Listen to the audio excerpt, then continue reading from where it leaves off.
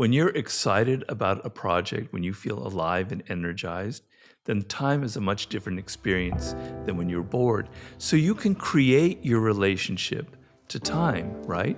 So I'm not ready. Well, there's a strategy for that. You should always take action a little bit before you are ready, is the advice I give. Several months before you're ready, go ahead and do it. Try it, because you're going to rise to the occasion.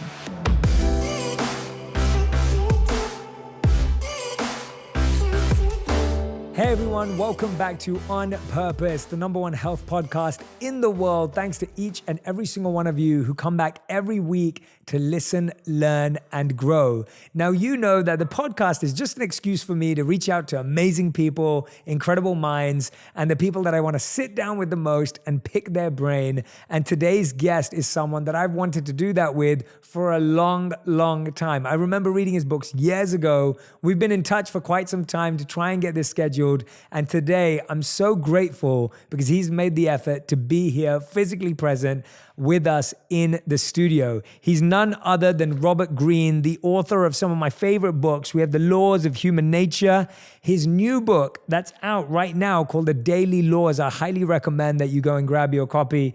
And of course, the greatest one of all time, in my opinion, The 48 Laws of Power. So we're going to be diving into these 3 books today and Robert himself. And I hope that you'll all be making notes. This is one that you want your notebook out for. It's one that you want to get your pen and pencil out for. And I'm so grateful. Robert, thank you so much for being here. Thank you so much for having me, Jay. My pleasure. No, it's an honor to have you here, honestly. I've been looking forward to it. Me too. So, I mean, I'll tell everyone the story. Me and Robert were about to record 3 or 4 months back. And we both had a friendly conversation, and I think you were asking me where I live, and I was saying I live in LA, and I live in Hollywood, and you were saying you live in Los Feliz, and we were like, well, we're like 15 minutes away, and so we said, let's do it in person, and I'm so happy that we made that possible, and all the effort you took to be here, so thank you. Yeah, my pleasure. I love getting out of the house, so it's actually fun for me. Amazing. Well, you know, your work is legendary. It's, you know, to say it's a best-selling book or anything is an understatement. Your work has impacted the way people think and live and make decisions, and people look to your books as law books and textbooks. They don't see them as just storybooks or a quick read. They're reference books almost. And I guess my biggest question to start off is, where did your obsession with power come from? You know, I guess you'd have to go back to my early childhood. Maybe, you know, I felt as a child a little bit helpless around my parents in some ways. I was a very sensitive boy. I still have that issue. They were great parents, but they weren't the most overtly affectionate. And so I was always kind of wondering and observing them and trying to be careful around them. I didn't do anything to upset them. So I became kind of an observer of people.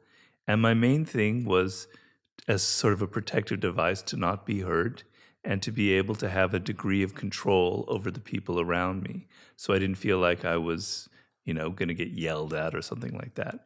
And then as I entered the work world, you know, it was sort of a rude awakening for me because I had studied, you know, literature and languages. My major was ancient Greek and, you know, things that are completely impractical in this world.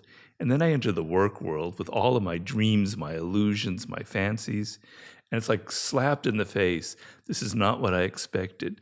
I had many different jobs. I lived in New York. I did journalism.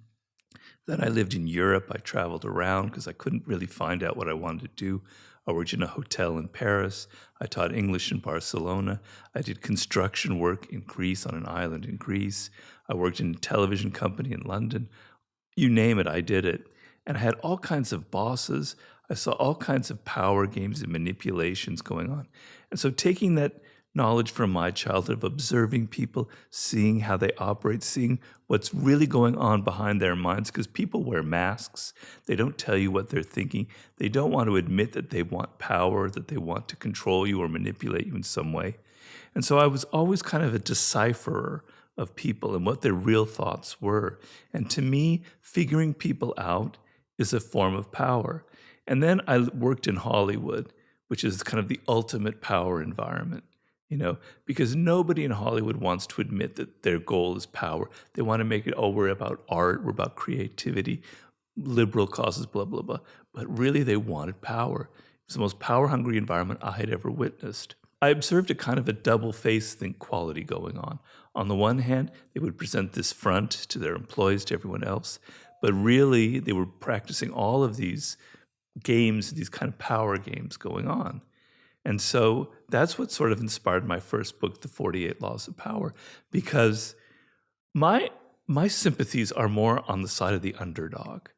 I don't have a sympathy for a Hollywood executive, for a Michael Ovitz, for a CEO of a company. I have sympathy for the poor guy like myself who is thrown into these environments, doesn't understand them, is a bit naive, right? Doesn't know the rules of power that these generally white men, at least back in that era, seemed to know instinctively. And so I wanted to reveal to everyone what goes on behind closed doors, the real games of power that people play. So it's not that I'm obsessed with it, but I feel like people like myself are often too naive. They don't understand what they're about to get into. They don't understand how rough and brutal the world can be. And I actually wanted to kind of help them and reveal the kinds of things that I learned the hard way.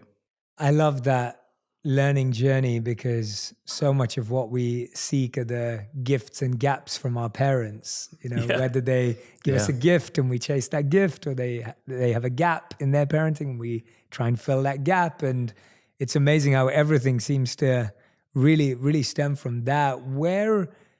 How do you define power in the way you guide people in this book towards power? Because I think power has changed, power has shifted, its meaning has evolved. And I wanted to know what you define as power. Well, people have this misconception of power. They think it has to do with, CEOs and presidents, and it's kind of ugly and dirty. I have a much different conception of it. It's something that has to do with your daily life. Now, I have the idea that much in our lives we cannot control.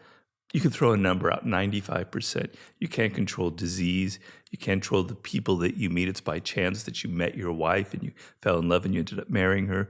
You kind of fall into jobs. There's much in life that is way beyond your control, but there's a margin that you can control, right? And it's mostly about your relationships. It has to do with your children, your spouse, your partners, your colleagues at work, your bosses. And the feeling that you have no control over them, that they can do whatever they want, that you have an idea and you want to sell it to them, or you want somebody to stop their annoying behavior and you can't control them, they're completely oblivious, they won't listen to anything you say, is to me the worst feeling for a human being to have, right? We're animals that need that sense of I can influence my environment. I can influence the people around me. And the sense of helplessness is a very, very primal feeling. It's like when you take an animal, I don't know if you have dogs or cats, and you put them on their belly, they feel exposed, they feel terrified, and that's when they attack you. Well, that position is like being on our belly. I can't control my teenage son. He's into drugs. My husband or my wife isn't listening to me. Ugh. My boss is doing, you want the ability to be able to at least defend yourself or to have some influence or power over them. It's a small margin because there's much you can't control, but to the degree that you can have some of that power and then there's one other aspect, probably the most important aspect that I'm forgetting here, is power over yourself, self-mastery, right? Because a lot of the problems that you have in life, you can't really control yourself. You're subject to all these emotions, these moods, these things that grab you, that obsess you, that possess you. Your mind has these recurrent thoughts. You have no self-control, and it drives you crazy. You have a habit you want to get rid of. You take some program, some class, and 3 months later, you're back at it. What is it? So the sense that you can control yourself to a degree, and the sense that you can have some influence over people is power. And the more you have it, the greater the feeling you have, because you can avoid that helplessness that makes all of us kind of crazy. Yeah, I really love how you grounded that definition of power in self-mastery, because that seems to be where everything else loses control. It's like if we're out of control, then everything seems out of control. And so so much of our lust or envy or greed or anger has the ability to distract and derail us completely when there's no self-power. Right. And why do you think it is? You mentioned that. Why do you think it is that we all have, and I can relate to this. And I think, when you referred to yourself as someone who struggled and, couldn't figure it out and was surprised by what happened. And, I would say the same, that, I grew up being bullied for being overweight. And I was one of few Indian people in my entire area that I grew up in London. Where in London? I was in North London, so majority area of Tottenham and Wood Green, Tottenham, which sure. which are not considered South Asian areas generally. And when I look back at that time in my life, I also feel like I, at one point in my life, was an underdog. And why do you think it is that so many underdogs have such a negative view of power? I feel like so many people today, whether they consider themselves underdogs or not, when we think of words like power or influence, we think of them as negative things. We think of them as being, as you said, like dirty or toxic or plagued. Why is that? And how do you healthily transform your belief around power? Well, that was sort of what I wrote the book about, but a lot of it comes from our culture, which I think plays often a very negative role in our lives. It teaches us the wrong kinds of lessons. And so back in the days when it was television, now it's whatever you watch and whatever medium, all of the villains in the world were these power-hungry people in black coats with cars with the windows kind of blacked out, and doing all sorts of evil, ugly things. That's what we think of as power. It's like a cultural trope that we've all digested, this kind of Machiavellian character who's out to kind of destroy people. Nobody thinks of power in a positive sense. And it's maddening. It drives me crazy. It's incredibly hypocritical. When self-help books are written and they're trying to say that power or ambition or influence are ugly things, when the writer himself or herself is actually a very powerful person who has influence, who has control, it's awful. It drove me crazy. It's why I wrote the book, So I try and tell people, look, who's one of the great saints that we hold up in our culture? Mahatma Gandhi, right? I certainly venerate him. He's an amazing person. And I read very deeply about Gandhi, and I wrote about him in my third book, The Strategies of War. And his goal was to throw the English out of India so they could finally experience independence, because the people had been subjugated for so long that they had forgotten what it meant to be human in a way, right? A very noble goal. But he realized quickly on how difficult it would be. So he had to be strategic. And so he had things like the Salt March, where he very much plotted in advance that he knew, using his method of civil disobedience, where once the police came out, you were not to fight, you were to accept them. If they beat you, you accepted it, you never fought, no violence.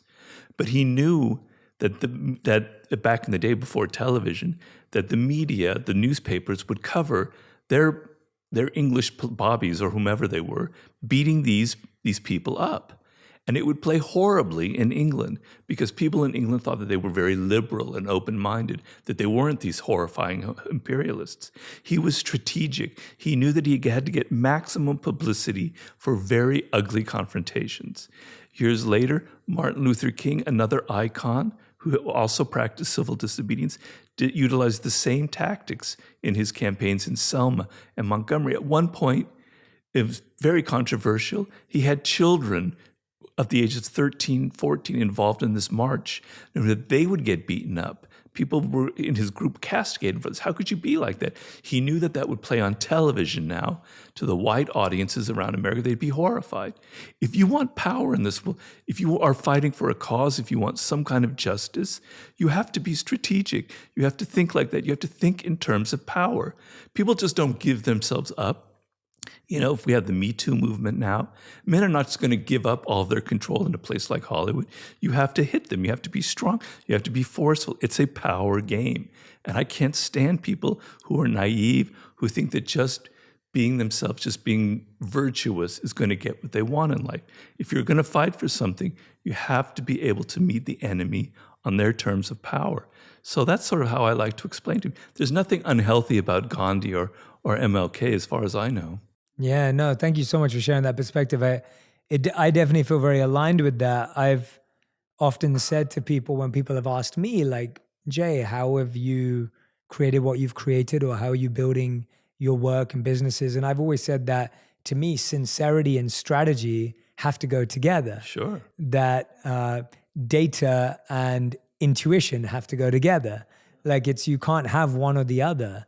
And so to only be sincere and loving and compassionate and kind, well, actually a lot may not happen.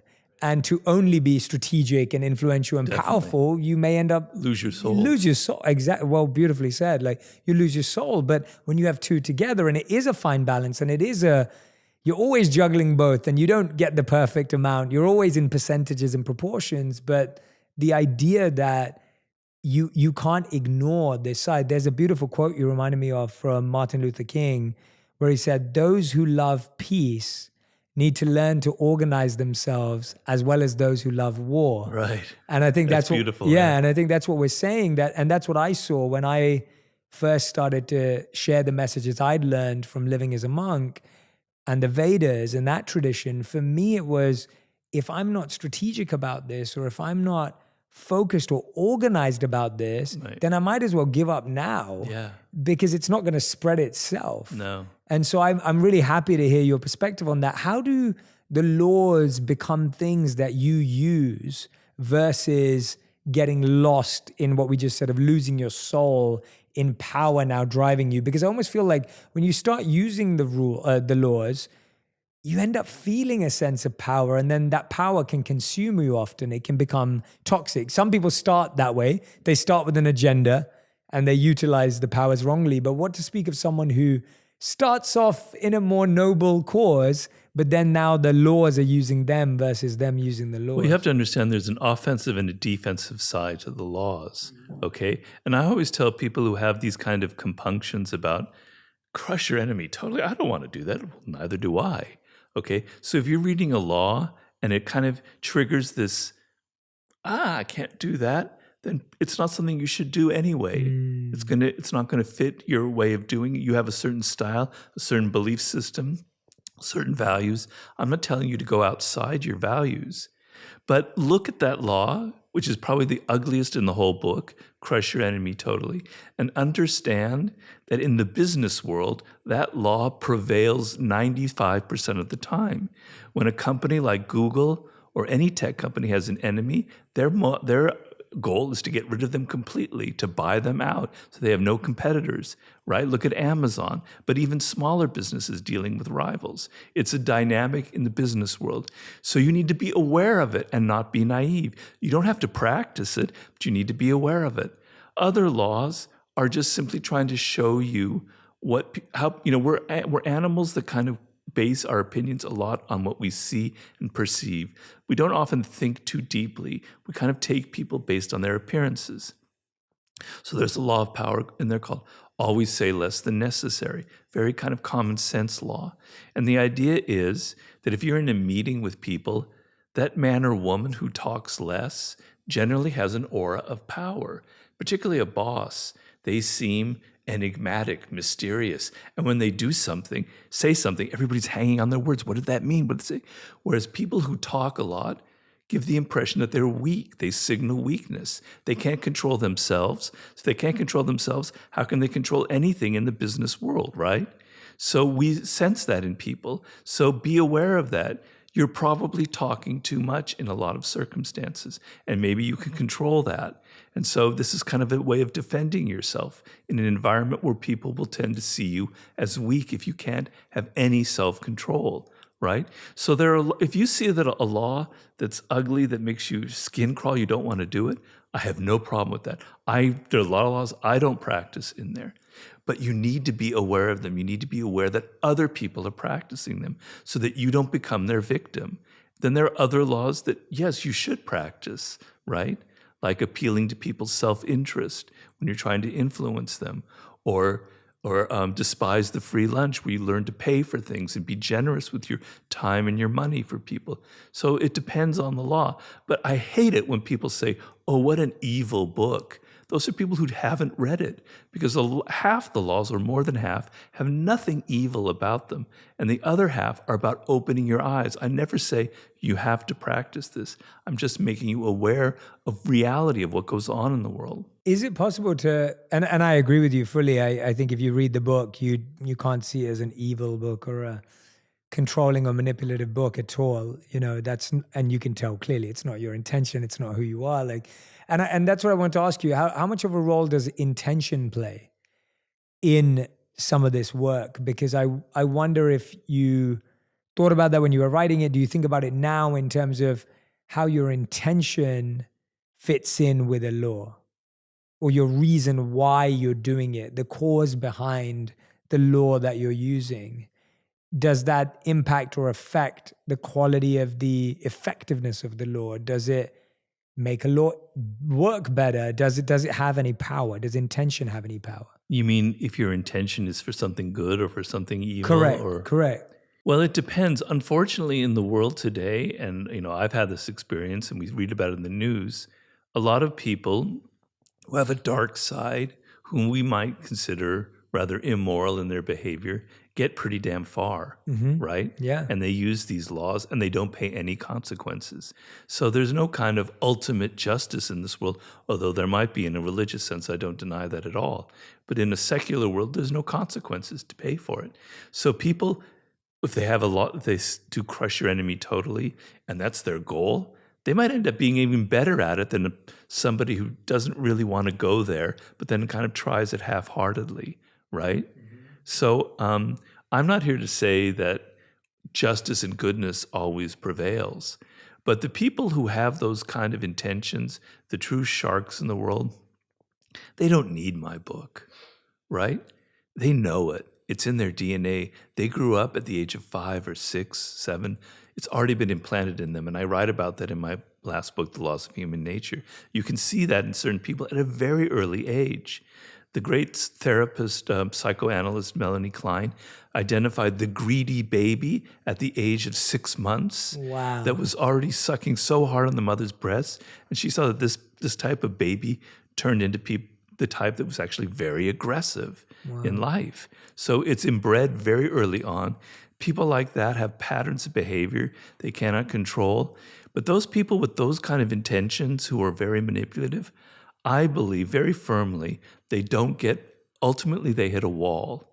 They piss so many people off. They don't know the soft side of power. They have no self-control because all they know is grab, grab, grab, push, push, push. They don't know when to yield. They don't know when to step back, right? They've only learned one way. And so that becomes their downfall. What I'm hearing from you is that the intention, it's in one sense, could weaken it if it wasn't used effectively. But you're also saying that if someone does have a positive intention or a good intention, then it is likely that they may be happier with that power to some degree. Definitely. Oh, definitely. Yeah. And I think that's what I find so fascinating. I see what you mean, yeah. Right? It's the relationship. I guess we both know a lot of powerful people who would consider themselves to be not happy. Yeah. And I ask myself then, what is the role of power in the world? Because I feel like a lot of people in your situation, when they didn't feel any power at home or they didn't feel a sense of significance at home, often power or significance become pursuits for pleasure and for happiness. But power doesn't lead to happiness. What does power lead to? Well, I'm not sure I completely agree with that because under the way I've defined power, where you feel like, okay, so let's say you have a spouse who has a very annoying pattern of behavior, all right? And in my books, I train you, being direct and yelling at them never works, never works. Yes. You have to learn the art of insinuation, of persuasion, which often is stepping back, which often involves teaching them a lesson, mirroring their behavior, right? And so your intention is not ugly or bad. It's that you can't live with this person unless they alter their behavior, right? And so you think about it, you strategize a little bit, you take some steps, and it works. Yes, got All it. right. I understand. Yes. So in a relationship, often that, can spell into some degree of power. Or let's say you're in a nasty divorce case and there's a child involved, and your emotions are to screw that man or woman who is so mean to you, and you're going to have this nasty fight, and then you realize, oh my God, this child that I love is really going to suffer from it. And then you step back and you go, no, I have to not just react. It's going to lead to an uglier cycle of battles. I need to be a little bit more strategic about this. I need to pursue this in a softer way, right? And so you end up feeling better about yourself. So I'm not saying all of the laws are going to make you feel better about yourself, but the degree that you can control your environment where you're not helpless at work or in a relationship or with your children will give you a degree of happiness. It won't fulfill you the way, maybe that's the difference here. It will give you a sense of satisfaction. It will relieve that anxiety. It won't make you fulfilled the way your career will if it's done properly, but it will help you lose that continual gnawing anxiety that you can't change people, that you can't change yourself. So I do think there is an element of happiness, however you want to define it, involved with power. No, and I think that's why, going back to your definition of power, and that's why I asked you that early on. That's exactly it. That when I was referring to my point, I was saying that when people have a negative intention and their definition of power is warped, then power can end up feeling dissatisfying when you get there, because it didn't really get you what you wanted. Right. Because you couldn't force someone to love you, or you couldn't force this person. But actually, when it was done in the way you're saying, like when you realize that actually, if I don't exert this power, I'm actually using this power to save this situation, to enable this situation to improve. I think that's I think that's what I was pointing to. And so, we're on the same page. There's a couple of laws that I love that I wanted to pick out for you, so to just mention a bit, because I think these are really, really interesting. So this one is Law 29, plan all the way to the end. Right. And I wanted to ask you how one actually does that. And I know you talk about in the book, which I want to say for people, but for today's conversation, I'd love to know, how do you plan to the end when sometimes it's really hard to know what's next and what the end is? And I think so many people today are, in jobs for less time. They're moving quicker. There's so many more opportunities, new technologies. What does it mean to plan to the end? Well, it's a thought process. So as you point out well enough, that things come up that you can't foresee, circumstances, things change, and the ending that you planned for doesn't happen the way you wanted to. That's fine. But to the degree that you go through a mental process and you think about the ending and you have a goal in mind, you're going to be much more effective in life. So when something comes up, you're planning to go here and it forces you that way, you're better prepared to take that circumstance and make it maybe veer a little closer to the point that you want, right? So the main point of that law is that we are all go around with these dreams and these thoughts and these plans that are so vague. I'm going to write a book. I'm going to direct a movie. I'm going to start a tech startup that's going to make billions of dollars, blah, blah, blah. And then we maybe go through a kind of half-hearted process. Yeah, my book's going to be about this.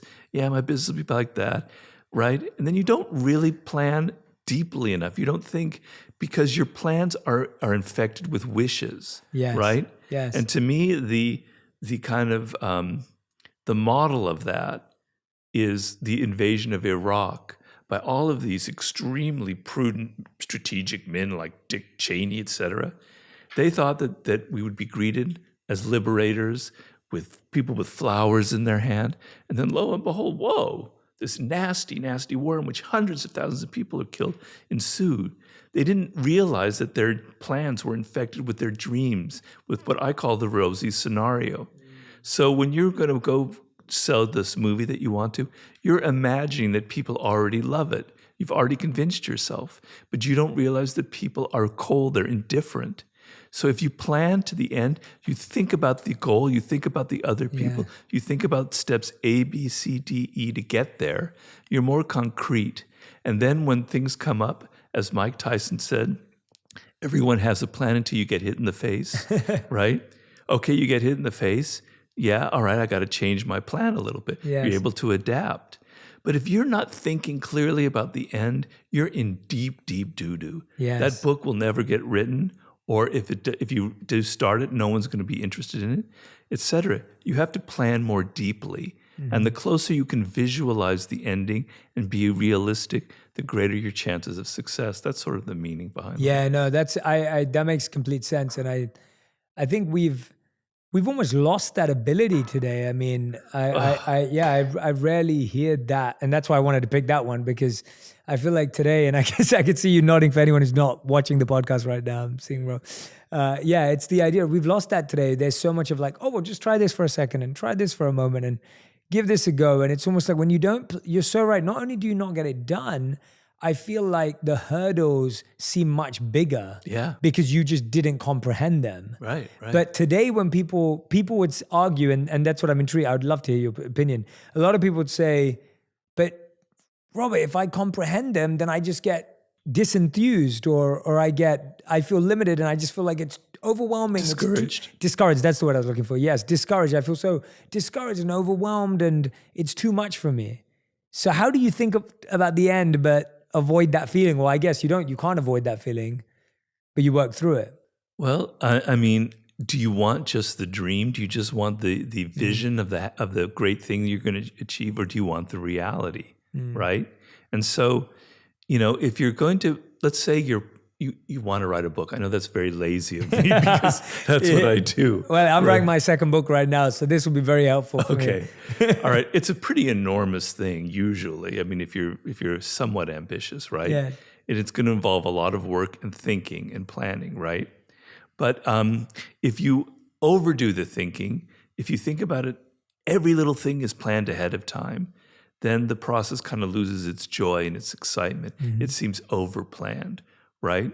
But you want to have a vision. Whenever I start a book, I have an overall vision of what I want the reader to feel from it, what I want them to learn from it, right? Okay, and so then I plot very carefully the ways to get there. But yeah, it's going to take 3 or 4 years. Yeah, it's overwhelming. Yeah, it's daunting. So what you do is you back off and you create little micro goals. So I have planning all the way to the end means to the end of July, right? Yes. I'm going to plan to the end of July. And by July 31st, I am going to have written 10 pages. I'm going to have done this chapter. I'm done this research. Then maybe then it doesn't seem quite so daunting. And then you can maybe extend it out a few more months. And lo and behold, the little baby steps you take, you're suddenly halfway there. Wow, it's really not as difficult as I thought. So you break it down. People, it just drives me crazy, can only think in terms of black and white. Oh, plan all the way to the end. Oh, think about that. No, it's planning all the steps along the way. Yeah. There's a balance involved, right? So if you do these little baby steps and you give yourself goals, if you have to work on your own, you're starting you're your own boss. It's maddening because nobody's pushing you. You have to create continual deadlines. I do this to myself. By this date, I have to have this much written, right? And it kind of engages your spirit. It gets your emotions going. It makes you realize you have a deadline. You have to get there. And it energizes you. Whereas that vague feeling of, oh, I want to write a book. Okay, blah, blah, blah. It's actually more daunting. There's less energy involved because you never feel like that. I call it in my war book, death ground strategy. When an army's back is against a mountain or the ocean, they fight like hell to get out of it because there's desperate and it's either win or die. You have to have that approach with your book or something. If I don't get this done by July 31st, I'm in trouble. I better hurry up and do it. So break it down and don't always every single day think of, oh my God, it's going to take so many years, etc. That's in the back of your head. You have a vision, but you have other little ends that you're continually planning towards. Yes, absolutely. Yeah. And I think like that's the challenge, right? Like when you're writing the page, you're thinking about the book. And when you're writing about a chapter, you're thinking about the book launch.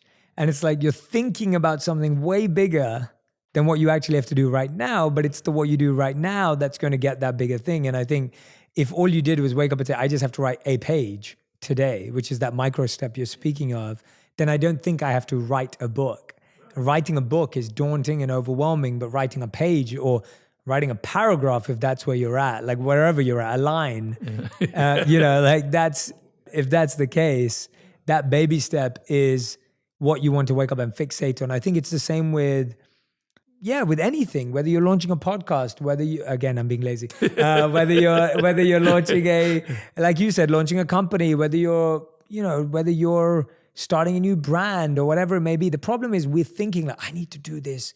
I need to do that thing on the front cover of Forbes magazine. And it's like, that's not what you're doing. Like, this is what you're doing, right? So, yeah, I mean, people who are great craftsmen, and I have a book called Mastery, yes, which I discuss the process of creating something. If you look at craftspeople, somebody who's building a house or an architect, they can't sit there and just suddenly have it happen. They have to go brick by brick by brick. They have to lay a foundation. They have to focus on the foundation, et cetera, et cetera. But at the same time, they have an overall vision of what the house will look like. Mm-hmm. So if you're only focused on the day-to-day, it loses a little bit of spirit. Yeah. So you need to allow yourself a little bit of dreaming. I dream all the time. I'm being interviewed by Jay Shetty while I'm writing the book. I'm on the cover of some other great magazine, whatever. Right. You allow yourself to have it because it gives you kind of energy. So you need both again. You need both. You need a balance. Yes. But a little bit more towards the micro ends, and then occasionally, when it's finished, I'm going to have this. It'll be wonderful because that'll keep your energy up. Got it. Yeah, I couldn't agree with you more. The other one I wanted to pick out, I mean, there's obviously, as everyone knows, there's 48 to pick out. So I'm only picking 2. And we've spoken about a few of them, but you have to get the book to read about the rest of them. We have Master the Art of Timing. I find that one fascinating too, because I think today we're living at a time when people either think it's too late, it's too early, I'm not sure, it's not my time. These are the things I see on social media. These are the things I see people express. How do you master the art of timing? What does that mean? Well, in an abstract philosophical sense, let's pull back a second. Yeah. Time is a human construct. Time does not exist. In the universe, it's eternal. There's no clocks. There's no beginning or end. It's just one massive thing of time that goes on forever, right? Mm-hmm. We humans have created time. So it's subjective, it's psychological. So the experience that when you were a child, a year seemed like a million years. Oh my God. Mm-hmm. Now a year goes like that. It goes so fast. It's subjective, right? Mm-hmm. So you have to understand that first, okay? So when you're excited about a project, when you feel alive and energized, then time is a much different experience than when you're bored. So you can create your relationship to time, right? Mm. So I'm not ready. Well, there's a strategy for that. You should always take action a little bit before you are ready, is the advice I give. So if you're not ready and it's really a huge task, okay, maybe wait a little bit, take steps to get closer to being ready.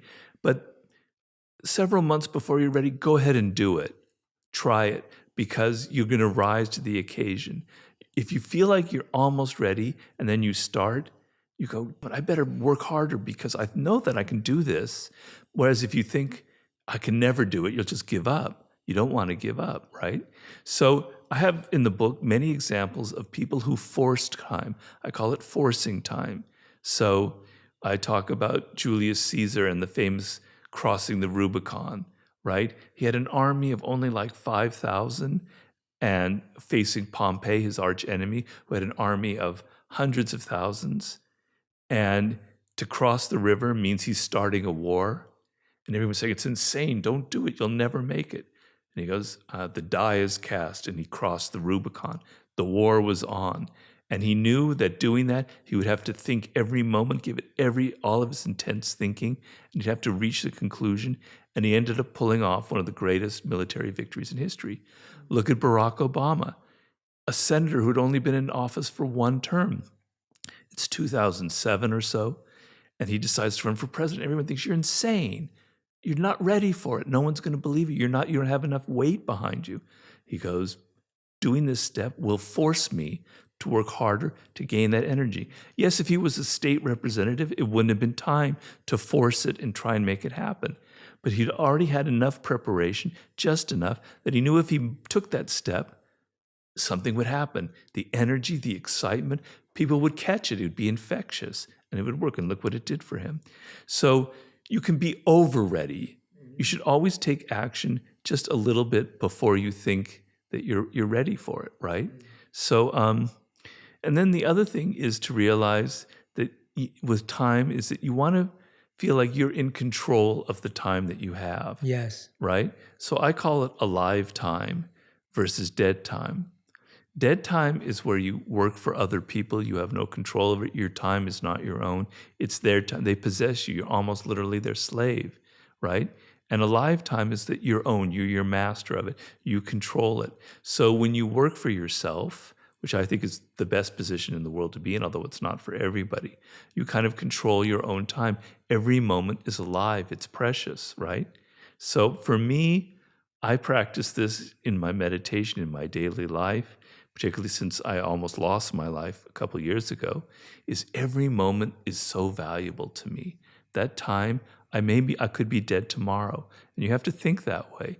And if you think that your time is limited, that you have things to accomplish, business to start, books to write, podcasts to start, right? You're going to force yourself. You're going to find the energy if you realize your time is short, and you have to kind of force it in a way and not be sitting back on your heels and continually waiting.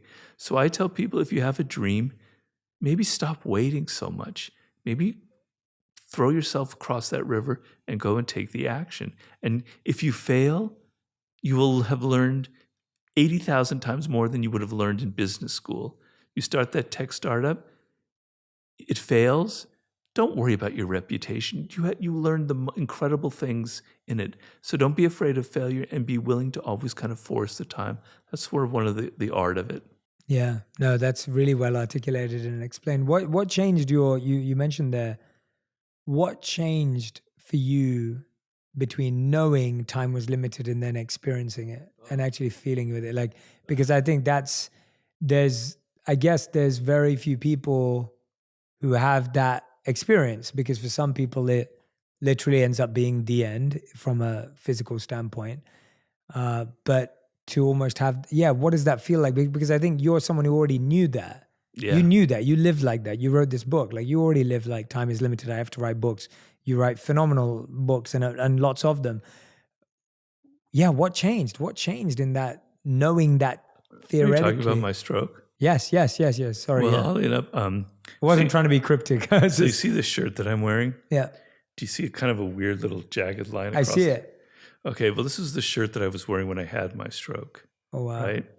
And I was with my wife. We were driving home, and she saw, whoa, Robert, your face is all weird. You're slurring. She was freaking out. She said, pull over. And that's the last thing I remember. I went unconscious. And the ambulance came, and they took scissors, and they cut the shirt right around there. They ripped it off me. They threw it in a bag. Then they put something in to help give oxygen to my brain because it had stopped flowing to my brain. So months later, I asked my wife, whatever happened to that shirt? I loved it because she'd given it to me 2 months before for my birthday. I love that shirt. She told me the story, and I was like, oh, man. And then finally I said, can you sew it together again? Because she's a good sewer. She said, yeah, okay. And so she did. And so I wear it, and it reminds me, because when I was this close to dying, there was a feeling inside that I had, right? It was a feeling that it's weird. It was almost a taste in my mouth, and there was a feeling in my bones, a kind of a softness, like I was melting from the inside out. And I could literally feel myself moving away from life in that moment just before I went unconscious, right? So reminding of it with things so now when I wear this shirt, it's like a memento mori. I can re-experience that feeling. And it's so ironic because 2 months before, I wrote the last chapter of Human Nature about confronting your mortality. It's not the same. It's abstract. This is visceral. This is real. And people who've had much more powerful near-death experiences than I am know that you don't emerge from that ever the same. It changes you, right? So now, it was an intellectual concept. So now when I hear the birds chirping, I look out my window, the sun is shining. I like almost want to cry. I'm here to see it. And I came that close to never seeing it again, or people are irritating me. No, I could be dead and they don't irritate. I love them and I can overlook them because they're also mortal. They're also going to die. They also have fears. It just changes you emotionally from the inside out. So how can people do that who haven't experienced death?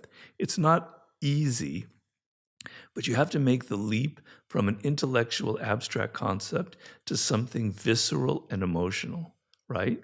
So even before my stroke, I meditate every morning. I would always have a practice of meditating on that moment when I'm going to die. I imagine myself, it's an afternoon, the sun is shining, and this is my last day on earth. And I can even make myself kind of cry as I do that. And I would make myself, it's something real. Because we go around and we live in a culture where death has no meaning. We don't see the food that we're eating, the animals being killed. People die in hospitals, cloistered away.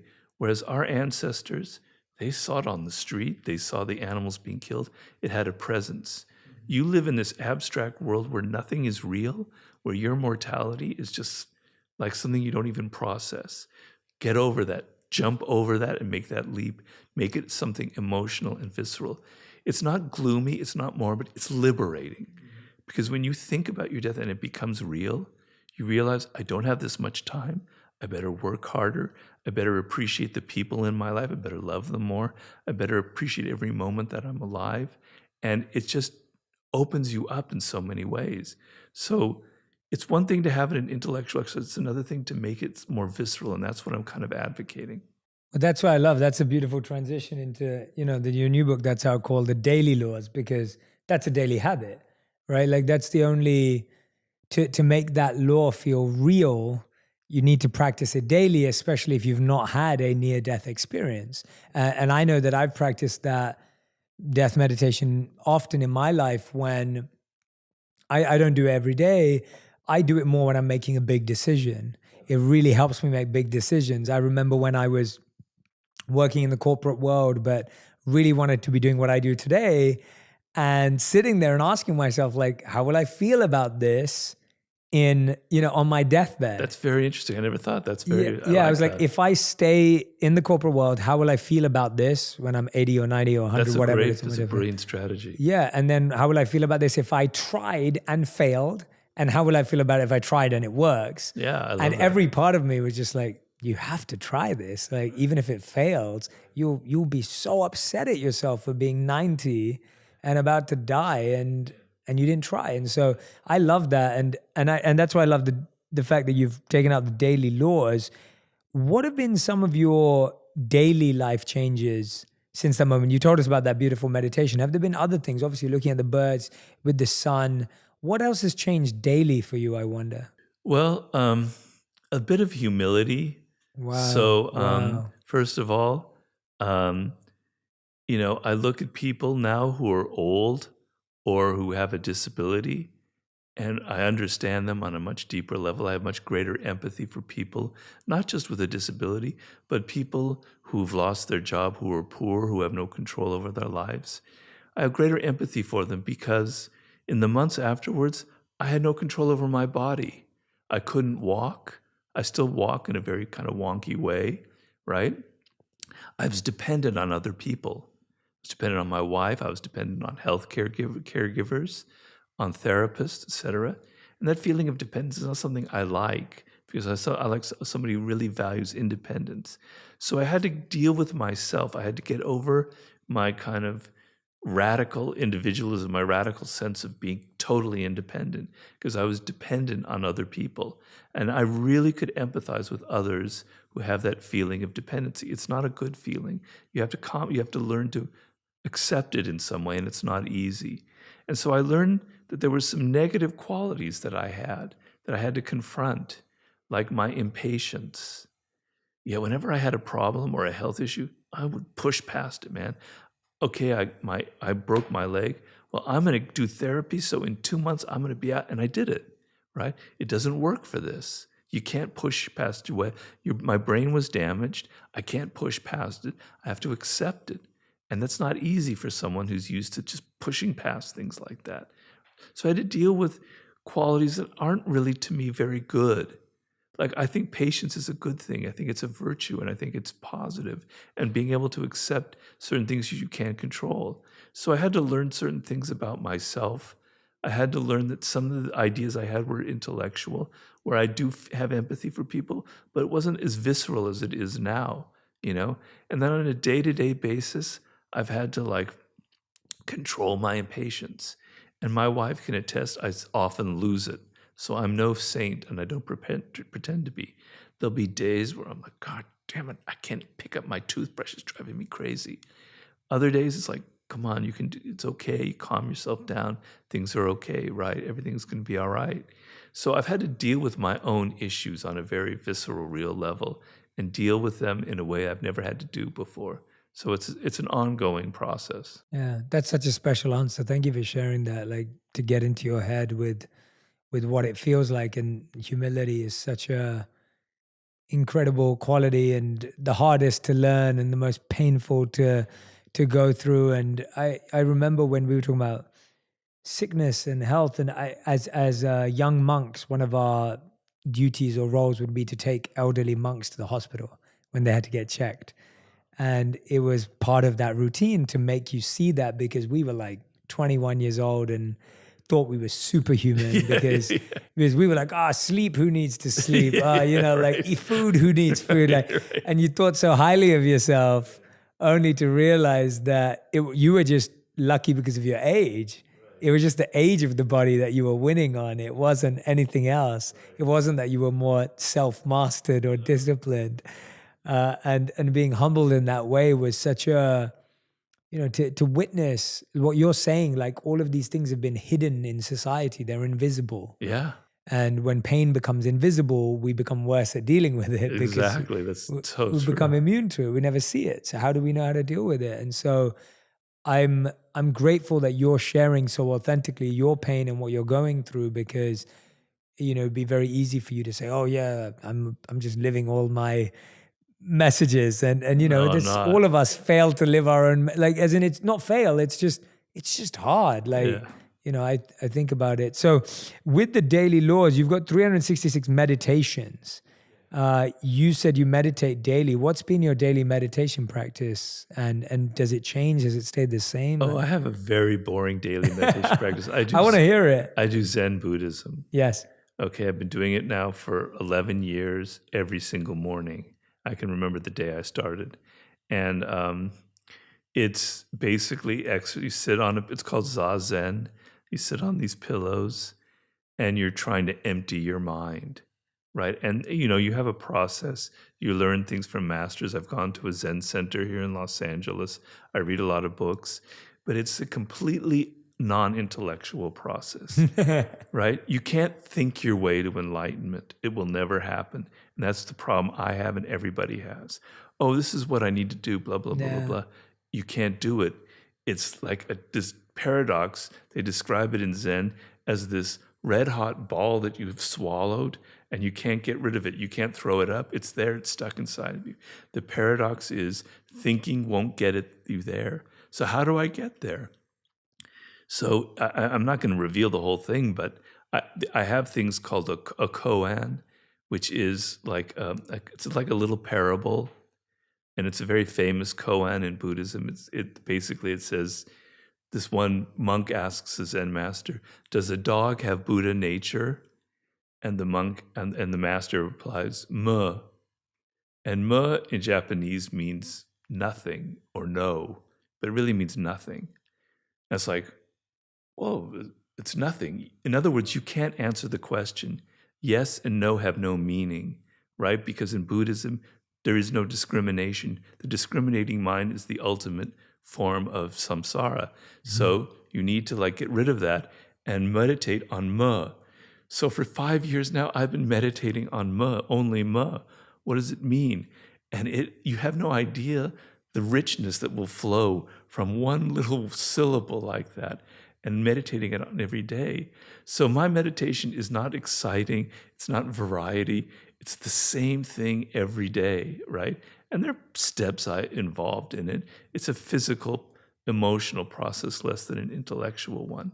But that's to give you an idea about it. Yeah, no, it's beautiful to hear about it. And yeah, I love the idea of, I remember the monks that I used to live with would always say that, this, whatever you call it, enlightenment or revelation, whatever word you want to give it, it's something that's received, not achieved. They would always repeat that to us. It's received, not achieved. And as we're all trying to achieve it, like I want to have it and I want to find it. What do I have to do? What do I have to think? And just knowing that it was received gave me so much liberation in and of itself. Right. Knowing that it would be received, as I continue the path. Right. And it would be revealed as well as I continue. So no, thank you for sharing. I love it. I love hearing about people's daily meditation practices. I wanted to pick out a couple of the daily laws, because what this book beautifully does for everyone is it literally goes through every day of the year, so you can open it out on that day. Why do you think it was important to do that? Why was it important to have something for July 1st?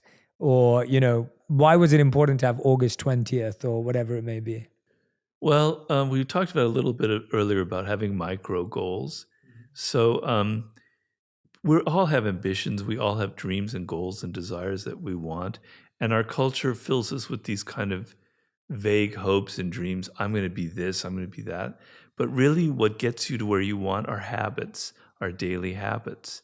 There are negative habits that you can't get rid of. Smoking, drinking, online porn, whatever your daily habit is, you can't get rid of it. But there are other habits that, like discipline, like working every day, like taking steps to reach your goals, that are immensely liberating. And you can get rid of your bad habits through developing positive habits, right? So the goal here is to focus less on the giant dreams and on the everyday process of changing your thinking. I spend a lot of time thinking about how does change occur within a person, right? Yeah, me too. Yeah. Because we all experience from ourselves that change rarely happens quickly as we like. We step back, we revert to our old habits, etc. What kind of consciousness do we have to go through the steps to literally change our way of thinking? It requires hitting at the roots of things. It requires how you think every single day about simple, basic things in your life, right? It's not grand dreams. It's the day-to-day thoughts that consume you, that obsess you, right? So that's what the book is about. Every day is a meditation, and it's kind of structured in the beginning to help you go through your career, mostly things from mastery, about finding your life's purpose, what I call your life's task, and how to achieve, a level of mastery in whatever you do. Then I kind of take you through the 48 laws of power and dealing with toxic people, which we inevitably have. No, you're never going to go through life without facing toxic, negative people, and how you deal with them. Then it takes you through how to have influence and be able to persuade people. And finally, it ends with learning about human nature, etc. And the last month, December, is inspired by the book that I'm currently writing about the sublime, about opening your eyes to the insanity of just being alive right now in this world that we live in. So that's kind of the process it goes. Every day, focusing your mind on a thought that hopefully will plant little seeds inside of you. Let's talk about the heart of that, the middle of that, which was like dealing with toxic people. That's actually a question I get asked so often. So I'm glad I get to defer to you in this scenario and put you to the task. But the idea of like people, I hear this all the time. Jay, I'm stuck in a toxic family. My workplace is toxic. And some people are honest enough to say, Jay, my mind is just toxic. Like it's not even other people. Right. Where do you start? Where do you guide people in that journey? Yeah, it's obviously something I've been thinking about and dealing with for my whole life, particularly in all my different jobs. I'd had a lot of bosses that we would qualify as the psychotic boss, or no matter what you do, that never pleases them kind of thing. And the best lesson of all, so we can say the different kinds of toxic types of people, most often they're of the narcissistic variety. Mm-hmm. They're people who are grandiose, they're people who are aggressive, passive-aggressive, who feel a lot of envy, There's like deep-rooted insecurities, on and on. There are many types. But the main thing that you want to develop in life is the ability to detect them before you get involved with them.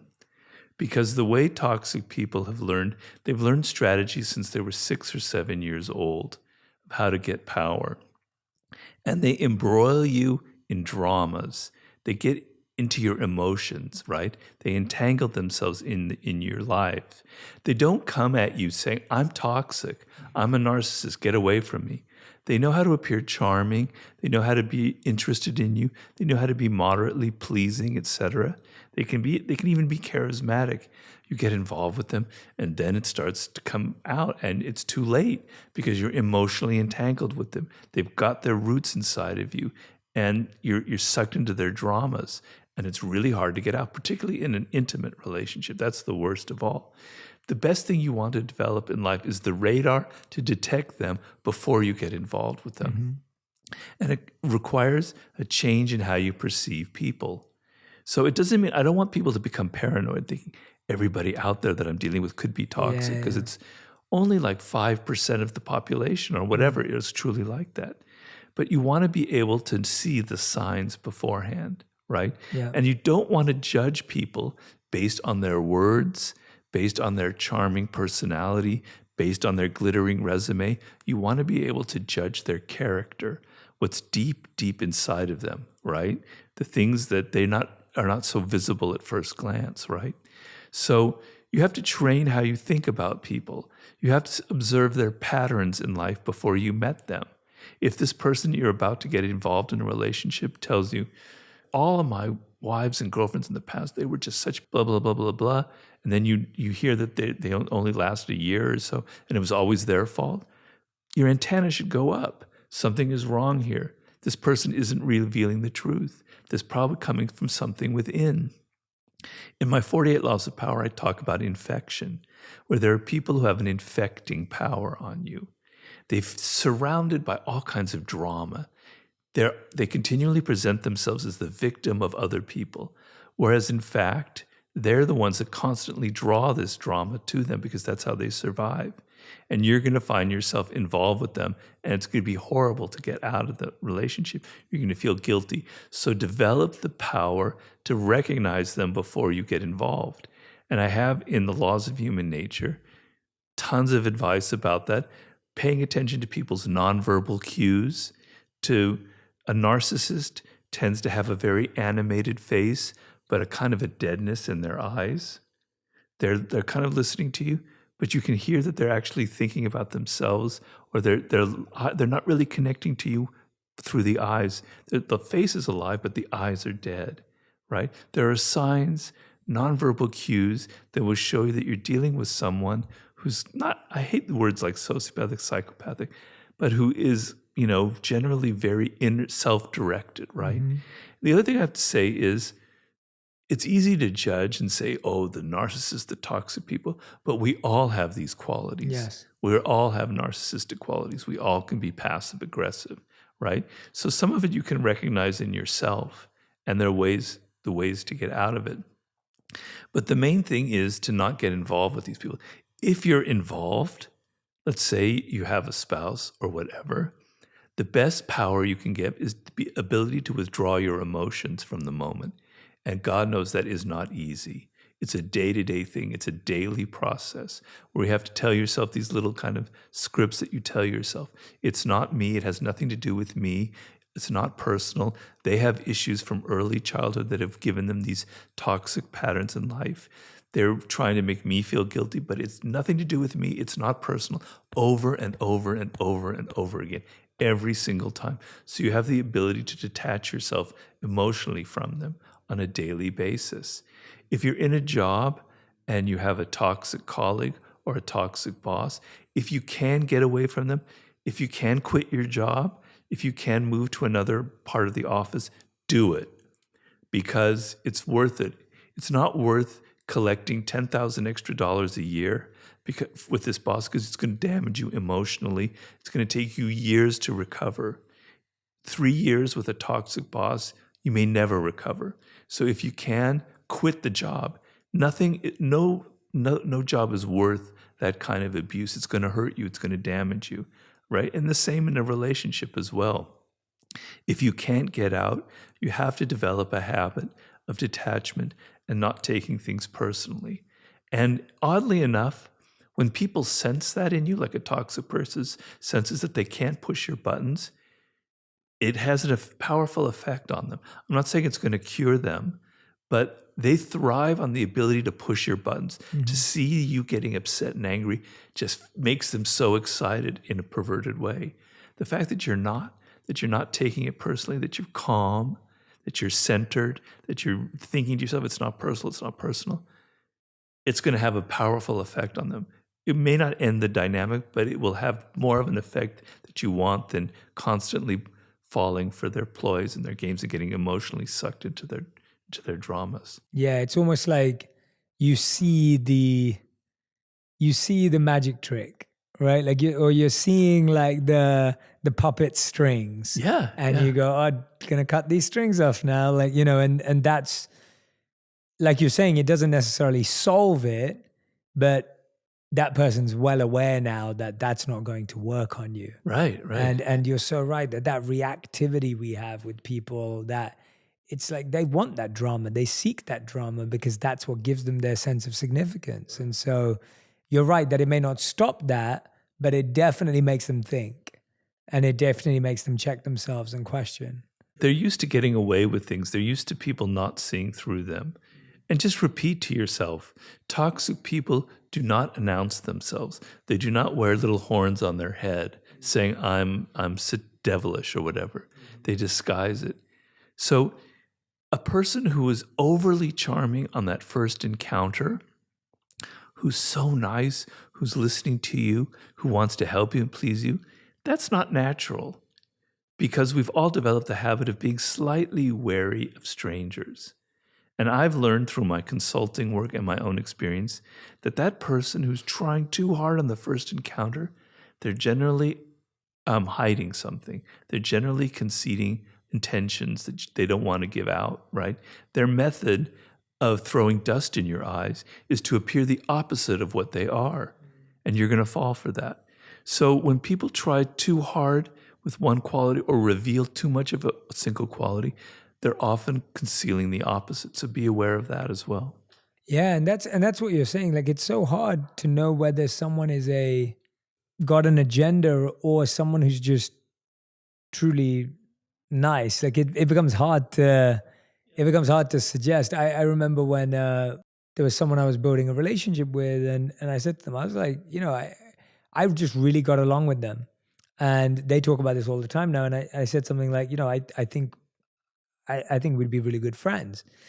And they said that they'd never heard anyone say that to them because it just seems so like lame to some degree to say that to someone. But I've always lived that way. So I've always been someone who, like, I will tell you exactly what I'm thinking right now. Right. And I will, in that sense, not exactly what I'm thinking right now, but exactly what I'm feeling in a relationship. I've always enjoyed communicating because I saw people communicate so badly about who they wanted to be friends with and spend time with. I was just like, I want to tell this person that I want to spend time with them. And if they don't want to spend time with me, I want to hear it now too, because I don't want to go home thinking about, and that's how I was when I started dating. It was like, if I was attracted to someone, I would always tell them, because I actually preferred the failure than the idea of them not knowing and us missing out on an opportunity to have a relationship. So I guess my question is there a way of knowing if there's some sincerity or is that just an energetic, intuitive thing that comes with time? This is why I have a chapter on nonverbal communication and the laws of human nature. We have an animal part of us, right? Where we feel certain things about people on that first encounter or second encounter that's not rational, that's intuitive. Mm-hmm. And then we don't trust it. Yes. Right? And often it happens in a microsecond, in a flash. You meet somebody and you sense a chemistry or something a little bit wrong, right? Okay. But with you, if I met somebody like you who seems very genuine and sincere and I can read it in your face and I feel it, I don't need to be wary. But particularly with women, dealing with men, because quite frankly, the more dangerous toxic type will be men. Right. Got it. Women will often have an intuition, a sense of something isn't quite right, but they don't trust it and they go Got it. on. But we all have that feeling. Trust it. And you could be wrong, but it doesn't hurt to be a little bit wary of someone. It doesn't mean if someone is being like you, friendly, I want to be your friend, that you have to go running away immediately. Yeah. It just means maybe Just gotta be there's an careful. ulterior motive here. Yes. I'm reading body language that tells me no, that they're sincere. I can let down my guard, but there'll be a tiny percentage of me which in the days to come wants to see Yeah, what's if real. they truly, yes, which is fair. Because there are people, like it's a common classic case of envy, where a person who is envious of you becomes your friend. That's where most envy relationships occur, is between friends, right? And they make a point of being your friend. They're very friendly. They love you. They want to help you. They want to assist you. Wow, this is great, because we never get enough of that in life. And then 6 months down the road, they start turning against you, start doing things that completely confuse you. Now, probably in your first encounters, you could have detected something about them already. But people can be tricky. So, with you, I would kind of sense a complete sincerity, and I would let down my guard. But there are other people that you have to be a little bit wary of. It doesn't mean that you cut off contact, but you have a little bit of distance. And the moment you see behavior that kind of contradicts that initial impression, Right. whoa, all right? And maybe you don't become friends, you don't get involved with them. Yeah. Because getting involved with a person like that is going to cost you a lot in the end. Yeah, I couldn't agree more. And that applies to business, love, relationships. And I've made mistakes because you fall in love too fast. In each scenario, you're moving so fast and so quick, and you're involved with someone before you even know it, and you never get a chance to say, "Oh, do I notice something untoward about this person?" And so, no, I'm with you. What are the things that, Robert, we talked about, like people not having power, not understanding power, developing power. I guess, what are the things that you believe destroy someone's power by themselves? So I don't mean things like reputation and envious people. And what are the ways we destroy our own power? Generally, by not having the ability to adapt to circumstances. Okay? So you go through life, and if you're successful or have some success, you kind of depend on certain skills, certain strategies that get you where you want to be. And then you find yourself in a position that's new and circumstances that are new, and you keep doing the same thing over again, and it doesn't work. And you get angry and you get frustrated and you blame other people. This guy's not listening to me. This isn't working. It's because you're not adapting, right? So you need to have this, it's a kind of a Zen, or it's Asian strategy mindset of every circumstance is different. You have to have a sense of flow. Every thing that you encounter, every problem is new. What worked in the past won't work again. I need to adapt. I need to be able to flow and be fluid and adaptable. That's the main thing that trips people up. It's the wall they continually hit. And I've seen it time and again in business with CEOs. I was on the board of directors of a publicly traded company. And people who are very powerful get to a position by being very aggressive, by being very charming, by being blah, blah, blah, blah. And then they reach a managerial level where they have a huge company, and those skills don't apply anymore. And they keep trying to push those same buttons, and it gets them in trouble, and they hit a wall. So your ability to adapt and alter your thinking dependent on your circumstances will make you not hit those walls. I think that's the main thing. And then the other thing that happens is grandiosity kicks in. I have a chapter in Human Nature about grandiosity. And basically what happens is success is very, very dangerous. Success is much more dangerous than failure. Failure makes you look at yourself. When I failed with my body and after my stroke, I had to look at my own limitations. Whereas success is like a drug. It's like a continual hit of Coke or whatever. Wow, I'm a god. People love me. Everything I say is wonderful. Everyone's going around thinking, God, you're so great, Robert. Yada-da-da. And slowly your feet raising lower, higher and higher off the ground. You lose contact with reality, and boom, you fall down because you don't realize that success often has a great degree of luck. You're discounting the luck involved. You're discounting the role of other people that helped you to get there. You think it's all about you, right? So you take actions that aren't calibrated to reality because you think you have the Midas touch, and you don't. So those are some of the main barriers to power, I think. Got it. Yeah, those are great answers. Those are absolutely brilliant. I loved what you said earlier about thinking every situation is new, having fresh eyes and fresh ears to look at a problem, to hear a problem. And you reminded me of a beautiful Zen story. I'm sure you know it. Of the I'll do the quick version, but the idea of the person who wants to cross a river, so they build a raft.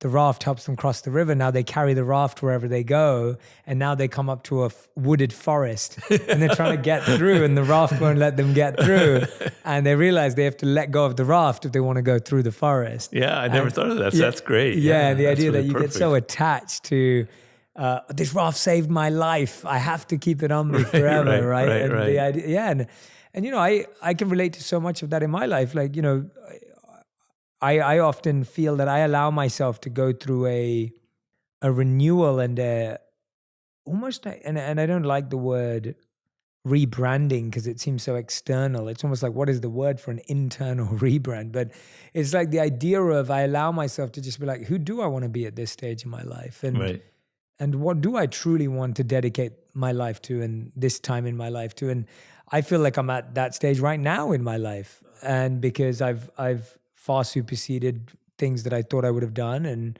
now I need and want to create the next challenge and the next, you know, I'm looking forward to something that's big and that's very healthy. That's good. Yeah. I'm like looking, what's that next big thing that's going to make me learn new skills and Exactly. What is the thing that I want to learn in order to, you know, and so I'm there right now. And when you were saying that, I was nodding along and laughing because I can just so relate to that. And thankfully, because of good mentors and coaches, you know, I'm using success to look inward too, as opposed to only failure. And of course, there's plenty of failure in success too. So you're always doing both, but the idea is to always look inward.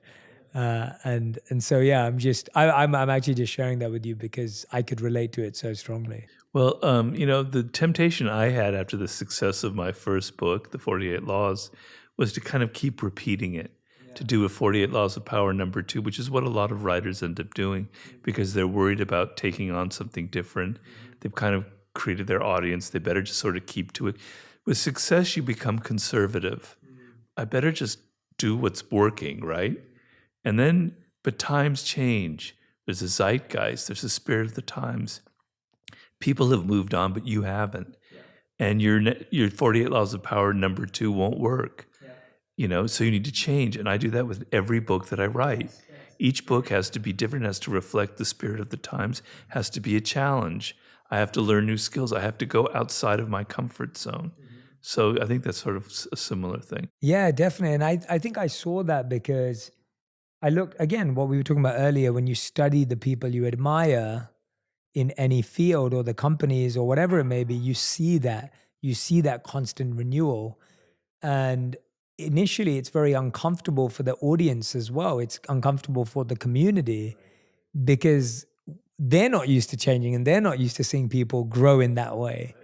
And I think that discomfort is both on the behalf of the individual who's trying to grow and be more of themselves, and it's there for the community too. But it gives birth to something phenomenal, like you're saying. The conservative approach would have never got you there.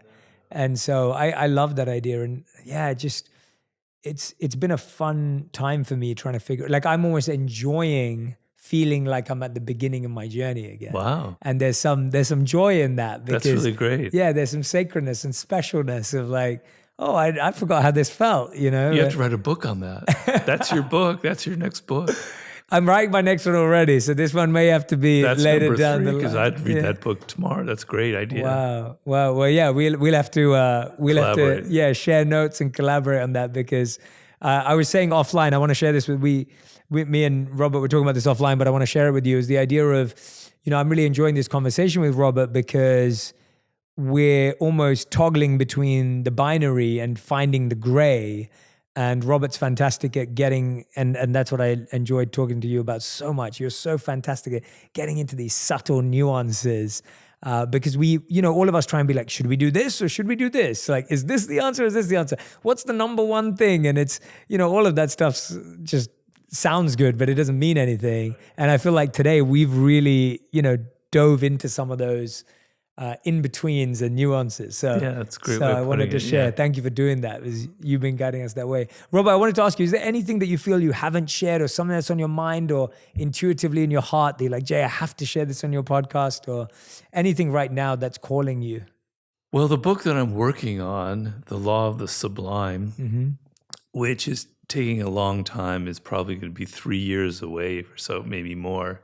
So it's almost a little bit too much to tease people with it now.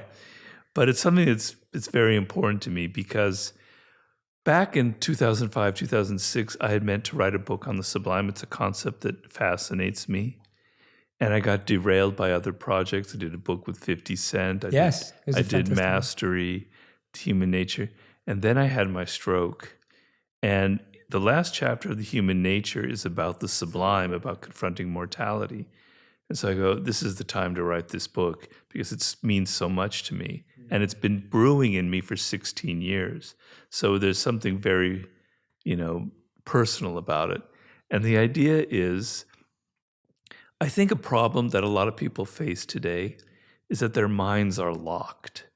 They have only one way of thinking about things. They've become so conventional. And I know it's something, I'm not being judgmental, because I have the same problem. So rigid about, this is the way the world is, this is how things have to be, this is how my life has to be, this is what meaning is, this is where value is in life. And I compare it to like a circle. And being a social animal, our thoughts have to sort of stay within this circle of what ideas are accepted, of what behavior is accepted, of what conventions and codes there are. And the sublime is what lies just outside that circle. What isn't really something you're supposed to think, isn't something you're supposed to do, isn't a behavior or a value you necessarily are encouraged to have. But when your mind touches it, tickles it a little bit, you're like, whoa, it jolts you alive. There's another way of thinking. There's another way of being in this world. How exciting, right? And that's what makes people search for transcendental experiences, what Maslow called peak experiences. That's why they climb mountains and almost get close to death and falling, because it gives them that jolt of being alive. It shakes them up.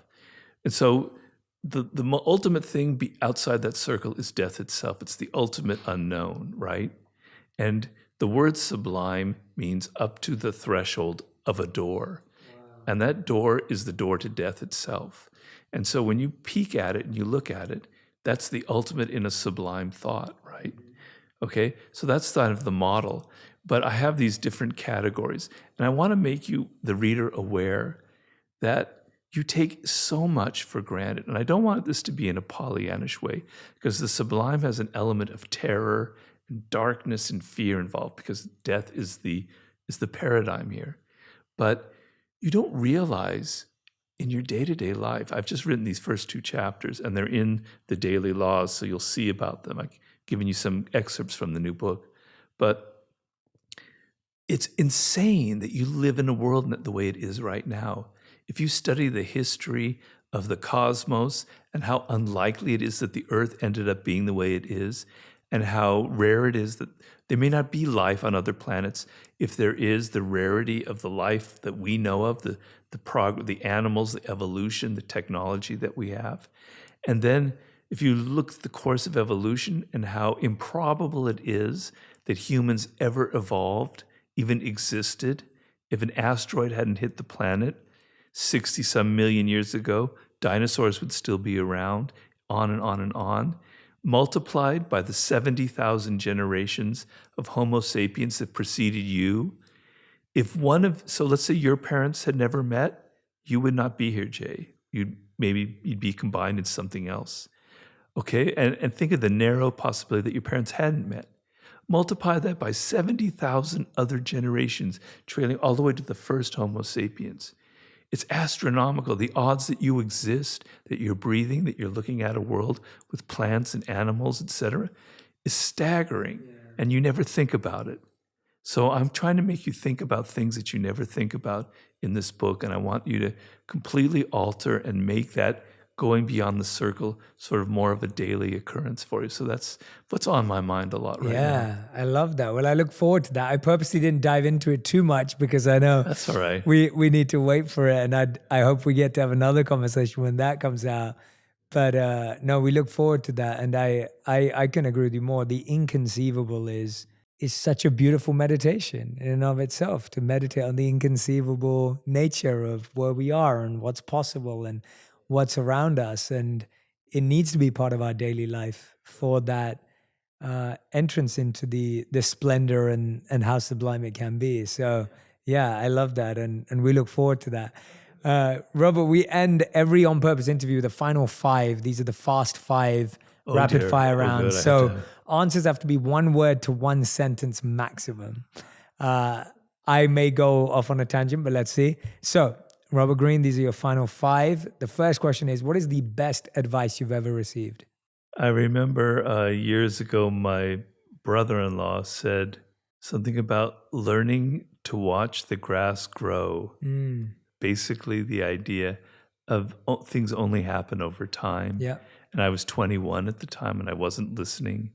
And I've learned since then that the most beautiful things occur slowly and with patience. And if you can sit there and watch the grass grow, that's pretty great. That's beautiful. What's the worst advice you've received?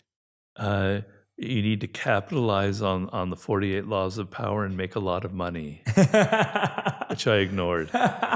That's brilliant. That's a great answer. Third question, what's your current purpose? I have certain books I want to write that mean a lot to me. I want to create them before I die because I know that my life is short. I may not have as much time as I want. So that's to realize all the books that I wanted to write. Question number 4 is, what's something that other people value that you don't? It's going to sound not right, but I'll say it anyway. It's money. I mean, it's easy for me to say because I have enough of it and I'm comfortable, but it's never been my goal.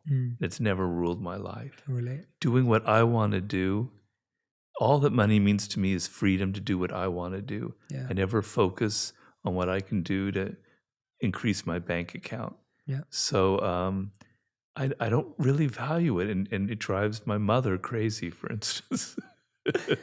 Thank you for sharing that. I love that. And question number 5, if you could create one law in the world that everyone had to follow, what would it be? Be yourself. Be as weird as you want to be. Stop listening to other people and doing what they tell you. Just follow what your soul tells you, what makes you different, and be weird. We need more weird people, more individuals who are unique, who create art and businesses that reflect themselves. So just be you, be weird. Let 1,000 flowers bloom, as they used to say in China. That's beautiful. Robert Greene, everyone, on Purpose. Make sure you go and follow Robert across social media, and we'll have the links to all of Robert's books in all the descriptions. The Daily Laws is out as you're listening to this episode. And of course, the 48 Laws of Power and the Laws of Human Nature, Mastery, and Robert's other books are available too. Robert, I want to thank you for just being such a wonderful guest on the show, for making the effort. Just for those of you who don't know, Robert has traveled here to be here with us in the studio, despite, all the physical challenges that he faces on a daily basis. And I really want to honor you for that and thank you for that. It's a real show of your effort and love for what you do. And I don't take it for granted. I really value it. So thank you so much for inviting me here, Jay. It was definitely worth the trip out of my house. So I really, really enjoyed it. Amazing. Thank you. If you want even more videos just like this one, make sure you subscribe and click on the boxes over here. I'm also excited to let you know that you can now get my book, Think Like a Monk, from thinklikeamonkbook.com. Check below in the description to make sure you order today.